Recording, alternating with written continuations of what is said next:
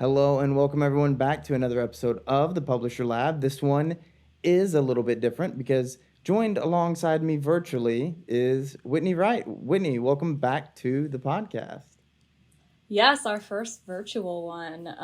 It's exciting, a little nervous. Hopefully everything goes as planned, but these things first time around always end up having hiccups, which we've already dealt with some. So I wouldn't be surprised if something else comes up, but we're hoping for the best.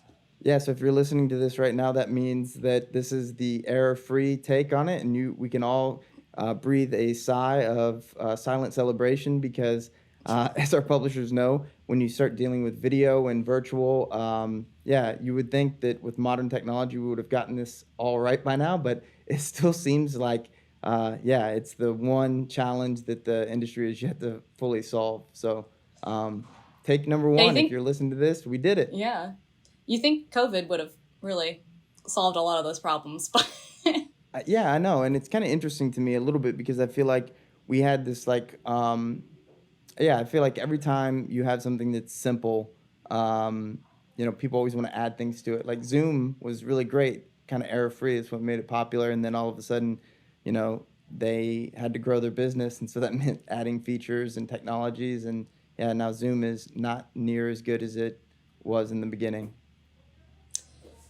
well, maybe they'll start using AI to, or they probably already Yeah, are.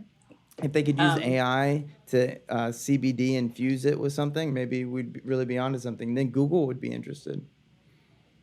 Well, we have some AI in Google News today, so we're I right. know, We're I know. we're Fresh aim off of we're Google aiming for I/O. exactly. Yeah, I know. So we'll get to that. So we're going to talk a little bit about generative AI and authenticity, and then Microsoft is unveiling AI chat monetization for digital partners, and then of course Hmm. Google I/O was today, and we're going to briefly discuss what they talked about as far as Google search. We won't cover the entire presentation, but we will touch on what they talked about with Google search.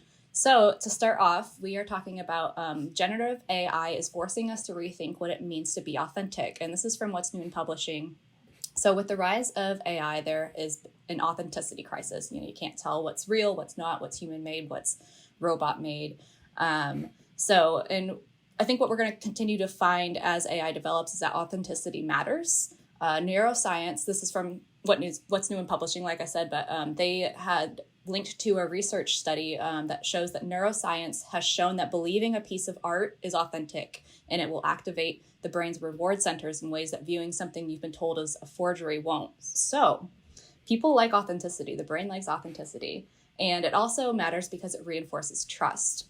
So, Mhm. back before AI, like a couple months ago, there used to be a general assumption that it required skill to create new original content and effort, and this isn't necessarily the case anymore.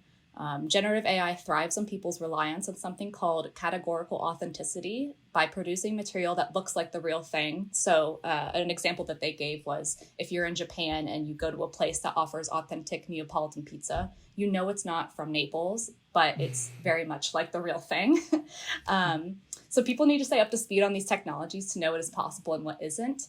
And AI can be used to expand the boundaries of what is possible and create an interesting, worthwhile, and authentic content still. Yeah, Yeah. this concept is something that I've been using as examples a lot because I'm growingly impressed and also sort of like unimpressed each day with I guess sort of the capabilities of the modern large language models. So ChatGPT being one that pretty much everybody's familiar with. I've heard it recently called they're the world's greatest plagiarism machines.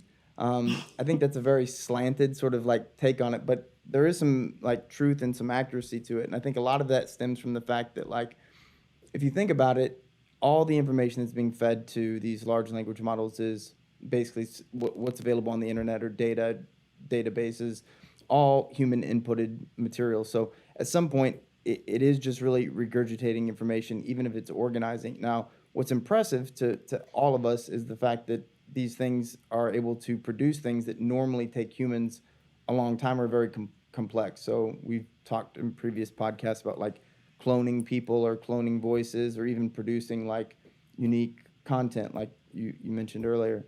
But I think one of the things that sticks out to me is the the human inference is so difficult because I read an article earlier this week on financial models, and they were saying that they're really good. AI is really good at predicting market moves and things like that, but it's not perfect because it doesn't really know how to infer the context of some of the information. So, like, if a executive from a public company sold a bunch of their stock, the AI was not weighting that as a bad signal, and the reason why is because sometimes it couldn't figure out how much stock was sold, and it was like, well, that's important for me to know. But traditionally, this has been something that's viewed as a bad signal in the markets, right? If you have an executive at a company selling a bunch of their stock, maybe the company's not doing well. And I think it's about the same thing with AI, where, I mean, we have a lot of this information today.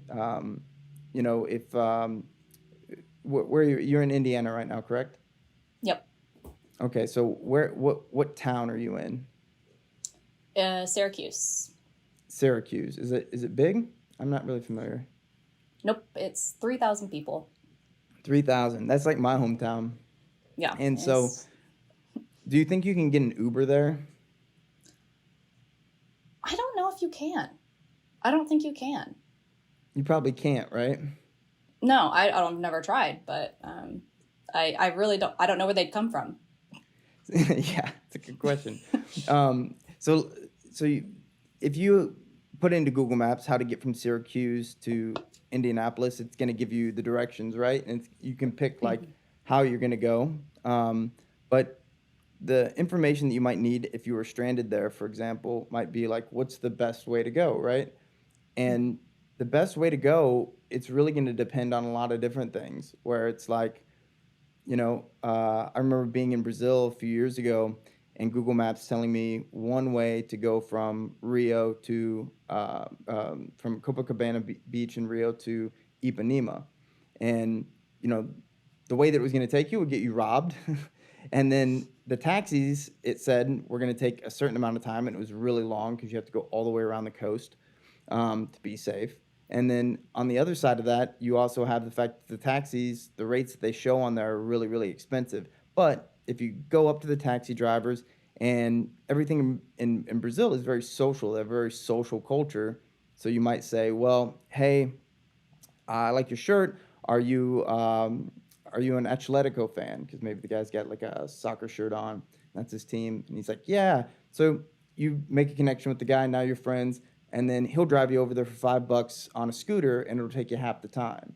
Now that's information that's only from experience. So you can think a travel blogger might be able to give you that information, but a chatbot, even if it just steals information from a travel blogger, is not going to be able to give you the best information on that. So a lot of the information that we still need is wisdom, right? And I Yeah. think that this is where AI is really short right now.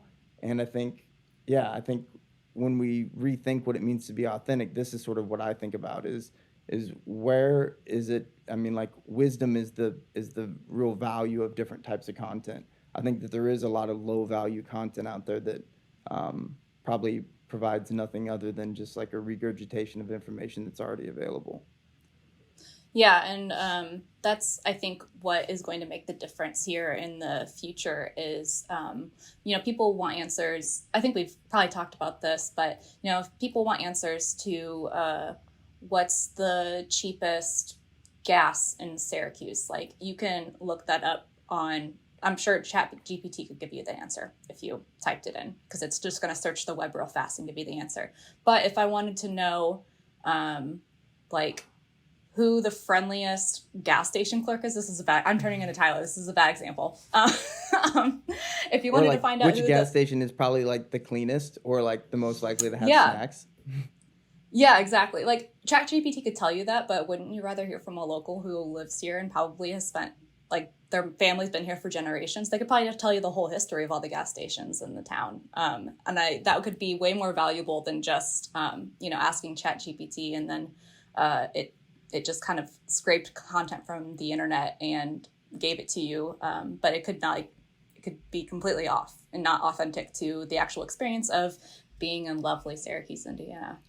And if just pure data, if we think about information as data and not necessarily having to be numerical, like ESPN, every sports media conglomerate you can imagine, they wouldn't exist if the only thing you wanted to know about a sport was basically like to watch it or what happened, meaning like what was the score, right? But like sports news, rumors, all that kind of stuff, it's a huge industry because people want to know more than just like the information. They want sort of like the human components of it, where it's like, you know, I saw an article the other day and it was like, which draft picks from this year's NFL draft are most likely to be busts, you know? And like ChatGPT could probably produce a pretty decent article on that, but it's like, I don't really want, like, the point of reading something like that is not to get information, it's to get an opinion or to get a perspective. Mm-hmm. And I still think that humans are going to provide better perspectives. And like you said earlier about the forgery and the brain kind of knowing authentic versus unauthentic. If you lie to me and you tell me a machine wrote it, like maybe I'm okay with that. But if I know a machine is telling me who's most likely to be a bust, I'm like, what do you know? Give me like Jerry, the guy that used to be a punter for the Colts, that's like been Yeah. retired for 6 years. It's like he knows. You know. Yeah, yeah, exactly. And I think that this article makes a good point that it's not saying that completely write off AI. It still can be AI can still be used to create authentic content, but it just needs to be used in like an intelligent way that isn't, I guess, taking advantage of the fact that you can have a robot write all of your content if you would like to. Yeah, I agree. So our next topic is again about AI chat, but it's Microsoft is unveiling AI chat monetization for digital partners. This is from Search Engine Journal. So Microsoft introduced the Ads for Chat API this week. It's an advertising solution designed to monetize AI chat experiences. So according to the announcement, the Ads for Chat API would create native advertising experiences that benefit partners, consumers, and advertisers. And Kaya Sainsbury Carter, the corporate VP of Microsoft Advertising, said the value proposition that we see for publishers specifically as we go forward is driving more traffic and clicks, not less, and ensuring that publishers and partners earn more money. And so they kind of laid out how it works. They Using the Ads for Chat API, partners choose the ad formats audiences prefer to integrate within chat content. It focuses on delivering ads that blend in with the platform's content and user experience, so it's not wonky and messing up the experience for everyone. And the advertising experience aligns with the platform's native environment. So with over 100 million daily active users on Bing, Microsoft could offer publishers a profitable new revenue stream and an expanded ad experience or ad audience to advertisers. So I guess this isn't surprising that they are starting to integrate ways to do advertising within chat GPT and AI chat. But what do you think about this? Is this Well, I kind of the think way to go? Yeah, I think the future is going to be determined by so many variables. It's really hard to say exactly it's going to be this final form, but I do believe that whether whether we're looking at this through search engines or chat, like AI, platforms or models that allow people to ask questions, or like a chat GPT, or like platforms that allow like more multi-layered sort of like all-encompassing things like image generation, whatever. I think what we're going to find is that the legal disruption that AI is going to bring in this space is clearly copyright. I mentioned before, people are like already calling them like plagiarism machines, and because of that, what you're going to find is that um, all the major players are going to try to find ways to mitigate that risk. So that means being able to have permission to whatever content is available, and so for publishers, this is a really good opportunity. I would say it's like a chance at a new deal for publishers, if you will. And, sort of the more actionable step, I think, for publishers here is I would look into making sure that your content is like has good markup. I would look into things like markdown and stuff like that, and see how easily you can convert your content today to something like a markdown format. You don't have to do that, but it'll tell you a lot about how well your content is formatted for something like a chat bot or an AI engine or something like that. Like categories being set, descriptions, titles. a lot of the kind of stuff that you would traditionally think of with SEO, but probably a little bit more. That kind of material being able to get extracted from your site in a JSON format or YAML or something like that makes it really, really easy for a chatbot to be able to see like what content is about and then extract the parts that it needs. And you would say like, well, why would I want that? And the answer is because there may be an opportunity in the future where the majority of sites aren't doing this, and so the content has to come from someplace, which means it'll get licensed. So in the same way that you may display ads today or make money off of affiliate link clicks or something like that, you can almost think of your content like the affiliate link that would display inside of a search result or inside of a chat platform or something along those lines. And that means that in the same way that music works today, if you're a television show and you want to use a Harry Styles, yeah, like how do you like that reference? Out of nowhere, I Harry like it. Styles. Our yeah, wow, really out of there.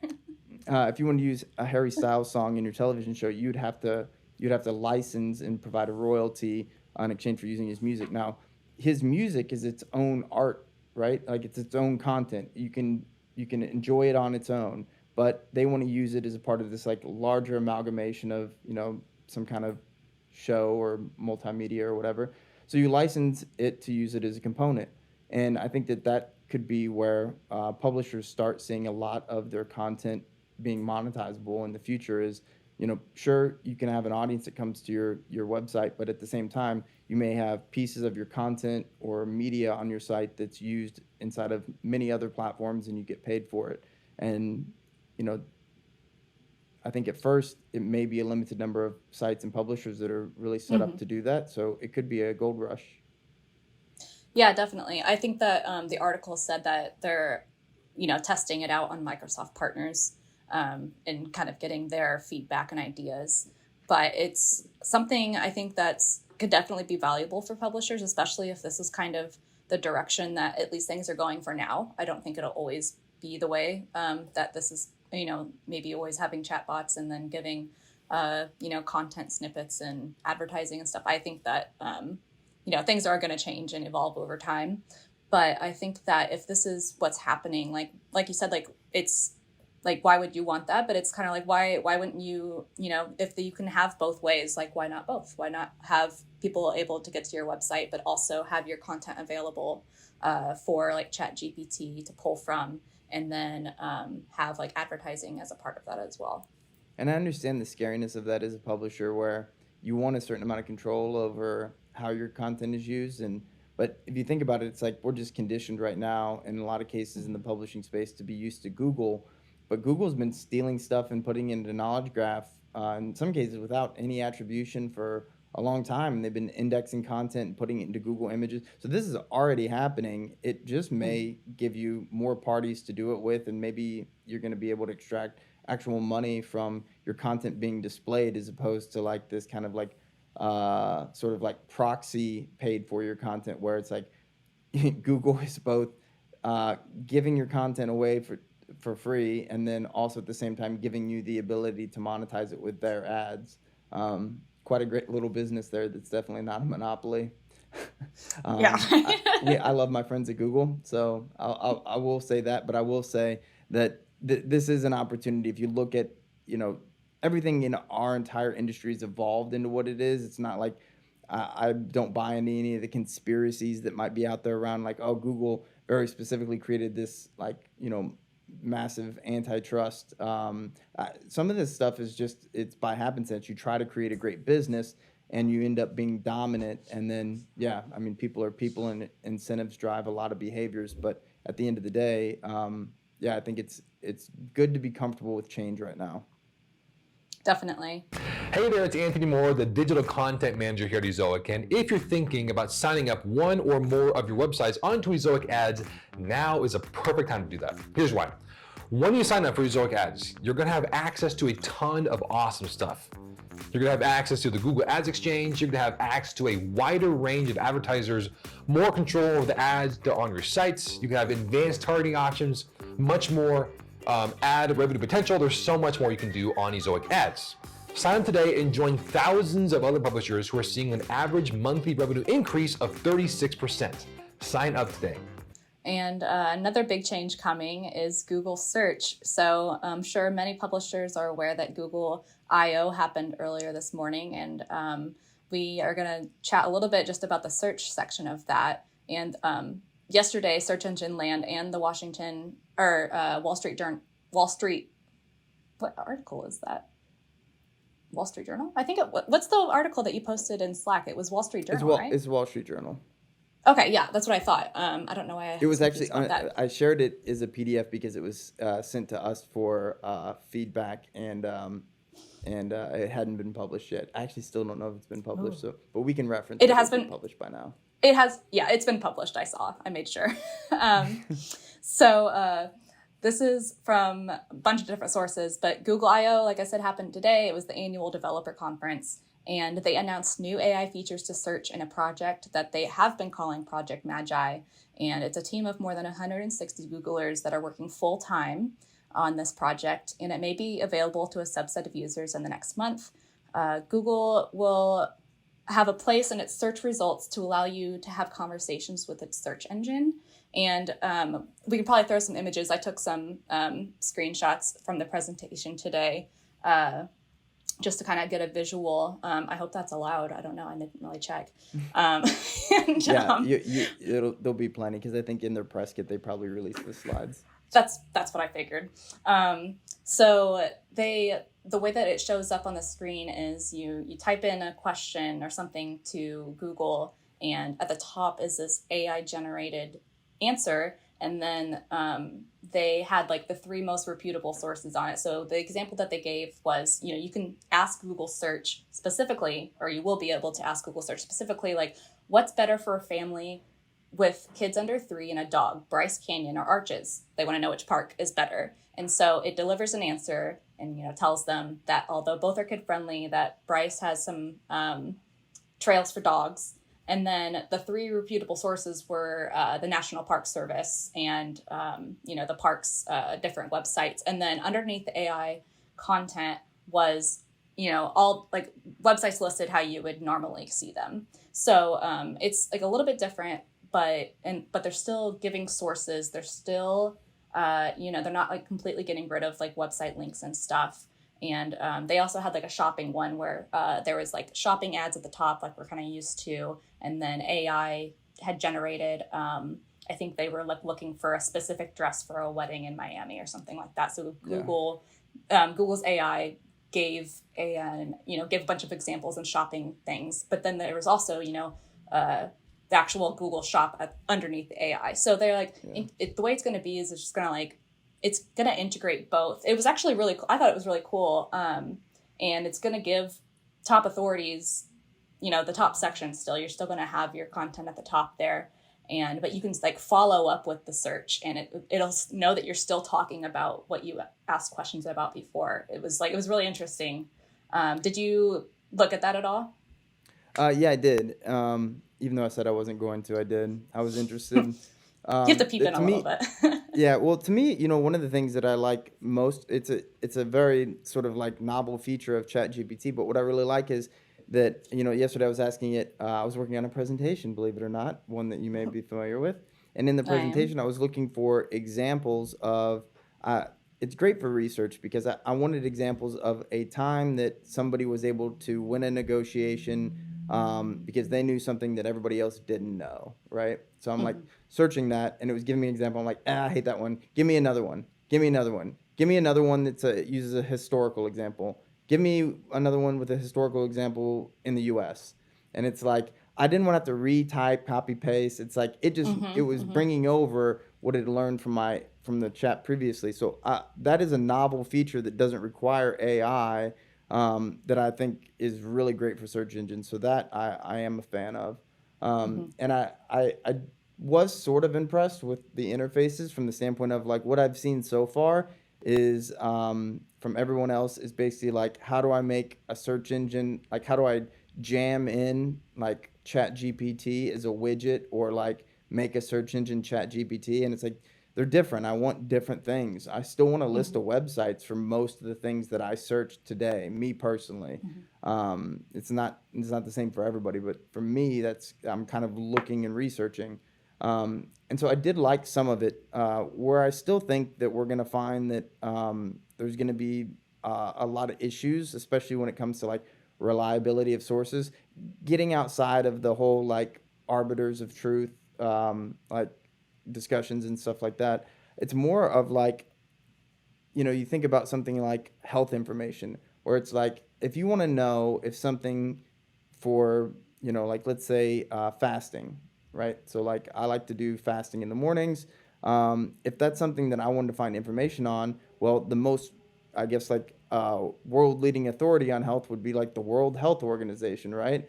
I don't give a shit what the World Health Organization says about fasting. You know what I mean? It's like I'm not counting on that they're this giant like bureaucratic behemoth, especially in health news and information. It's like I want information from like maybe researchers or like people that have studied this particular aspect of health that are maybe in the health and wellness space, not necessarily like a government authority. And especially when you look around the world globally, it's like you have a lot of state sponsored news and organizations that arguably you don't want to be your reliable source of information. Sometimes you want independent, like you want civilian information in a lot of respects. So I do think that that's where, like I think they've been good about this so far, and I think a lot of these platforms have realized there's a lot of limitations to it. But I'd like dial back any concerns that people have about this being something about the platforms choosing favorites. It's in Google's best interest and has been for a long time to increase the number of sources that they have of content and information, not consolidate it. I agree, and like I think this kind of goes back to our first topic: is that authenticity, that authoritativeness. You and Anthony talked about EAT last week. Experience is so important, and so even though this is kind of, I know that like I'm sure some publishers are worried about or were worried about before their presentation, kind of like, well, what does AI in Google search look like? Is it gonna, because they originally the kind of the articles before Google I/O. They were talking about like we're getting, the 10 blue links are gone, and I'm sure there was like a panic of just like, what does it mean? But I think today, kind of seeing how they are setting it up or have it set up to release, it still gives like a lot of information from publishers, and like it doesn't just like completely eradicate the need for publishers anymore. Like you said, people want experience, and people do want to do further research. Like maybe they got their answer to which park is better, but now you want to do research into the actual park. Like you're going to go to the park's website, you're probably going to visit maybe someone who's been to the park before, and like maybe they're a traveling set of parents or something, and they have kids, and you want to know how their experience went at Bryce Canyon with their kids. Like you're still going to want that experience from people. And so I think this kind of visual, kind of more personalized search engine that is going to be released isn't, like you said, you can dial back your concerns. I think it's just different. It's not necessarily going to be worse. Yeah, I think you're exactly right on that. And I think, when I think about sort of the nature of where we're at right now, I think the riskiest thing that you could do as a publisher is to put your head down and ignore everything that's been happening. And basically, honestly, I think creating evergreen content for search engines is the one way that you're guaranteed to fail over the next 3 to 5 years. And that's because I think that that's going to be not anything like what it's been. And that's going to be hard for publishers because that has been the tried and true method for success for the longest time. But I would implore you, and this has not been just me, Google and many, many others have been saying this for years, but make content for your audiences. Like, know what your audiences want. You should be able to make content that at least some portion of your audience over time comes to you directly for. And if they're not, the chances of you being disrupted in some form or fashion are very great. Agreed. Well, was there anything else? Yeah. Was there anything else, especially from like Google I/O or, anything we talked about that you wanted to let publishers know about? I don't think so. I mean, I know that you'll be in London next week. By the time people hear this podcast, if you're going to the affiliate gathering, we'll have a cohort of people and individuals there, and make sure you stop by and say hi to Whitney and some of the other members of the crew. Anything else to add on that front? We are hosting a workshop. If you're going to affiliate gathering, we're hosting a workshop 3 different times. You can find it on the affiliate gathering website. We are going to be talking about AI in video. So if you are interested in learning about that, make sure and sign up for one of the workshop times. Yeah, and I know my close friend and associate John Cole will be speaking on the first day, and he's got a really great presentation that I think is a prelude to, or I guess I've preluded to many of the topics that he's going to be talking about on there, which is basically like why all publishers doing the same thing that they've been doing over the last probably 10 years is probably the riskiest thing you could do, and then basically the 3 things that I think publishers should do right now to basically like take advantage of everything. I think there's going to be some big time winners and losers over the next 3 to 4 years, and I think publishers can be winners.